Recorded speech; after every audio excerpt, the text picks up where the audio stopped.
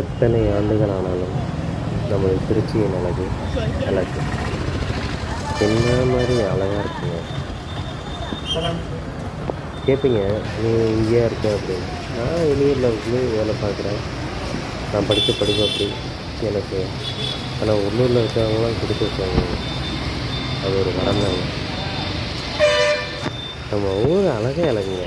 ஒரு உச்சிக்குள்ளே இருக்கிறது பார்க்கும்போது அந்த அழகாக இருக்குங்க.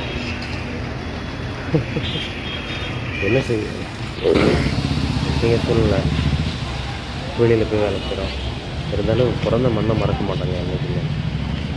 இந்த ஊர்லேயே இருந்து வேலை பார்க்குறவங்க, இந்த ஊர்லேயே இருக்கிறவங்களுக்கெல்லாம் கொடுத்து வச்சாங்க.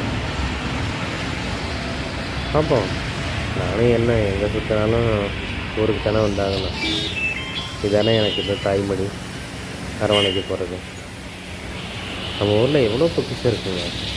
அதெல்லாம் சொன்னால் எண்ணி நடக்காதுங்க. கணக்கு இல்லாமல் இருக்குது நம்ம ஊர்.